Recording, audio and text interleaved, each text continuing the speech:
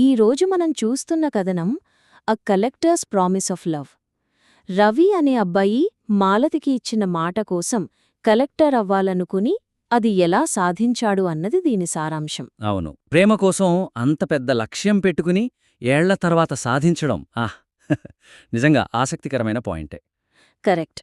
అయితే ఈ కథనాన్ని ఇంకాస్త బెటర్గా ఇంకొంచెం పాఠకులకు కనెక్ట్ అయ్యేలా చేయడానికి కొన్ని అవకాశాలున్నాయి అనిపించింది. సరే, వాటి గురించి చర్చిద్దాం. ఎక్కడ మొదలు పెడదాం? ముందుగా మాలతి పాత్ర గురించి మాట్లాడుకుందామేమో. ఎందుకంటే కథ మొత్తం రవి చుట్టూ తిరిగినట్టనిపించింది. మాలతి పాత్రకి ఆశించనంత లోతు లేదు అనిపించింది నాకు. అవును, నేను కూడా అదే గమనించాను. అంటే ఆమె ఉంది, కథకు కీలకం కూడా, కాని ఎక్కడా ఆమె కోణం బలంగా కనిపించలేదు. ఎక్కువగా రవి లక్ష్యానికి ఒక స్ఫూర్తిలాగా, ఆ చివర్లో అతని విజయాన్ని అందుకునే వ్యక్తిలాగానే ఉంది. సరిగ్గా చెప్పారు. రవి అన్ని సంవత్సరాలు కష్టపడుతున్నాడు కదా, ఆ టైంలో మాలతి ఏం ఫీలైంది, ఆమెకెలాంటి ఇబ్బందులు ఎదురయ్యాయి, అంటే ఊరినుంచి ఇంట్లో వాళ్లనుంచి ఒత్తిడి ఉండొచ్చు కదా, ఆ సంఘర్షణ ఏది మనకి పెద్దగా కనిపించలేదు. నిజమే, ఆమె కేవలం ఓ నీడలా ఉండిపోయినట్టనిపిస్తోంది. పాత్రకి పూర్తి న్యాయం జరగలేదేమో. మరి ఆ లోటు ఎలా పూరించాలి అంటారు? ఆమె వేదనను చెప్పాలా? చెప్పడం కంటే చూపించడం బెటరేమో. అంటే మాలతి లోపలి ప్రపంచం, ఆమె నిరీక్షణలో ఉన్న ఛాలెంజెస్, ఆశలు, భయాలు, వీటిని కొంచెం టచ్ చేయాలి.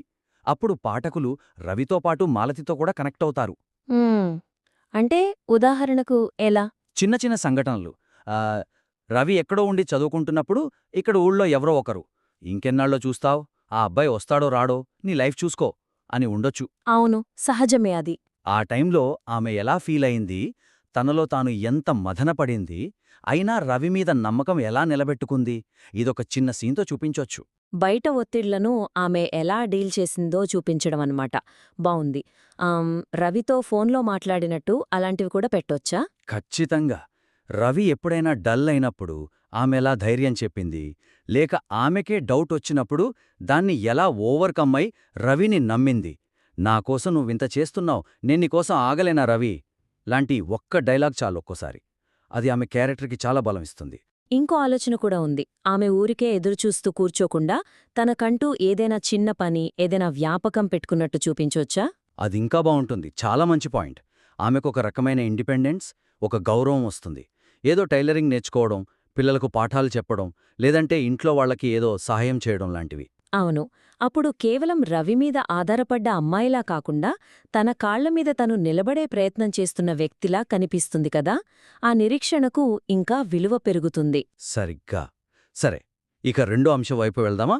రవి ప్రయాణం. అవును.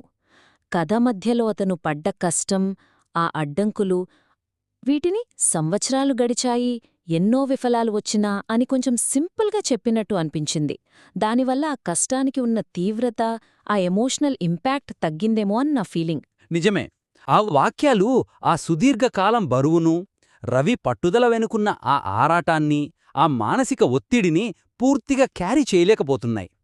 ఎన్నో విఫలాలు అన్నప్పుడు ఆ నొప్పి పాఠకుడికి తాకాలి కదా. అవును.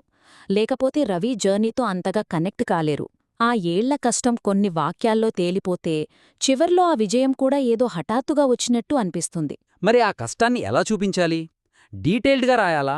అంత అవసరం లేదు. కథనం నెమ్మదిస్తుంది అలా చేస్తే. కాని ఆ ఎన్నో అడ్డంకుల్లో ఒకటో రెండో చాలా ముఖ్యమైనవి, బాగా ఇంపాక్ట్ చూపినవి, వాటిని కొంచెం వివరంగా, ప్రభావవంతంగా చూపించాలి. అతని పట్టుదలని, ఆ లోపలి సంఘర్షణని చూపించే సంఘటనలన్మాట. ఎస్. ఉదాహరణకు ఒకసారి సివిల్స్ మెయిన్స్లో కొద్ది మార్కులతో పోయినప్పుడు రవి ఎంత డిప్రెస్ అయ్యాడో చూపించచ్చు. అప్పుడంతా వదిలేసి మాలతీ దగ్గరికి వెళ్ళిపోదామా అని ఒక బలహీన క్షణం రావడం, కాని మళ్ళీ మాలతీకి ఇచ్చిన మాట గుర్తు తెచ్చుకుని ఆ పుస్తకం పట్టుకోవడం లాంటి సీన్ అతని సంకల్పాన్ని బాగా ఎలివేట్ చేస్తుంది. అవును, అది అతని మెంటల్ స్ట్రెంగ్త్ని చూపిస్తుంది. మరి ఆర్థిక ఇబ్బందుల గురించి? ఖచ్చితంగా ఉండొచ్చు. హాస్టల్ ఫీజు కట్టడానికి ఇబ్బంది పడటం, లేదంటే పాత బుక్స్తోని సరిపెట్టుకోవడం, చిన్న చిన్న పార్ట్ టైం పనులు చేయడం, ఇలాంటి చిన్న డీటెయిల్స్ అతని బ్యాక్గ్రౌండ్ని, అతని స్ట్రగుల్ని రియలిస్టిక్గా మారుస్తాయి. ఫ్రెండ్స్, బంధువుల మాటలు కూడా ఇంపాక్ట్ చేస్తాయి కదా. అవును. కలెక్టర్ అవ్వడం నీలాంటోడి వల్ల కాదురా, ఈ పిచ్చి పంతం వదిలి ఉద్యోగం చూసుకో, ఆ అమ్మాయికి అన్యాయం చెయ్యకు లాంటివి. అవి విన్నప్పుడు అతను ఎలా రియాక్ట్ అయ్యాడు, ఎలా వాటిని పట్టించుకోకుండా ముందుకెళ్లాడు, ఇది చూపించడం అతని ఫోకస్ని, డిటర్మినేషన్ని హైలైట్ చేస్తుంది. అంటే కథ సాగతీయకుండా 1-2 ఇలాంటి సంఘటనలతో ఆ లోతు తీసుకురావడం. అంతే. ఇప్పుడు మూడో పాయింట్, కథ చివర్లో చెప్పిన నీతి. వాగ్దానం మాటల్లో కాదు, చేతల్లో నిలబెట్టుకుంటేనే ప్రేమకు అర్థం అనేది మంచి మెసేజే. కానీ దాన్ని అలా డైరెక్ట్గా చెప్పడం కొంచెం లెక్చర్ ఇచ్చినట్టుగా ఉంది కదా. అవును, అదే అనిపించింది. కథలో భాగంగా కాకుండా బయటనుంచి అతికించినట్టుగా, పాఠకుడు కథ చదివి తనే గ్రహించాల్సిన విషయాన్ని మనమే చెప్పేసినట్టు. నిజమే. మరి దాన్ని ఎలా ఇంకాస్త ఆర్టిస్టిక్గా చెప్పొచ్చు? షో డోంట్ టెల్ అంటారు గదా.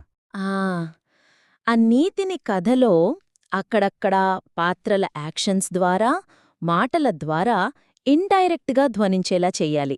ఉదాహరణకు, కథ మొదట్లోనే రవి క్యారెక్టర్ని పరిచయం చేసేకప్పుడు చిన్న చిన్న విషయాల్లో కూడా మాట నిలబెట్టుకుంటాడు అని చూపించే ఓ చిన్న సంఘటన పెట్టొచ్చు.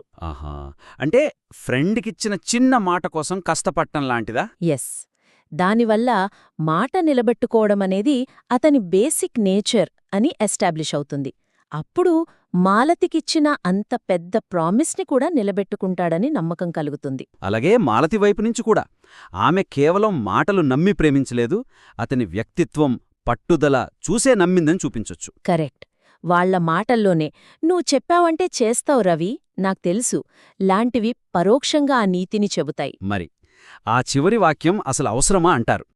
ఒక ఆప్షన్ ఏంటంటే ఆ వాక్యాన్ని పూర్తిగా తీసేయడం. రవి కలెక్టర్గా వచ్చి మాలతి ముందు నిల్చున్నప్పుడు వాళ్ల కళ్లల్లో ఎక్స్ప్రెషన్స్, ఆ ఆనంద భాష్పాలు, ఆ సైలెన్స్, ఆ సీనే ఆ నీతిని బలంగా చెప్పేస్తుంది. మాటల కంటే బలంగా ఉంటుంది ఆ దృశ్యం. అవును, పాఠకుడికి ఆలోచించుకోవడానికి, ఫీల్ అవ్వడానికి స్పేస్ ఇచ్చినట్టుంటుంది. కథ కూడా చాలా ఎలిగెంట్గా ముగుస్తుంది. అంటే మొత్తంగా మనం ఈరోజు 3 కీలక అంశాలు చర్చించాం. 1, మాలతి పాత్రకు ఇంకాస్త డెప్త్, యాక్టివిటీ ఇవ్వడం, ఆమె ఇన్నర్ వరల్డ్, ఛాలెంజర్స్, ఇండిపెండెన్స్ చూపించడం ద్వారా. రెండవది, రవి కష్టాల్ని జనరల్గా కాకుండా 1-2 స్పెసిఫిక్, ఇంపాక్ట్ఫుల్ సంఘటనల ద్వారా చూపించడం. Failures, financial issues, social pressure లాంటివి.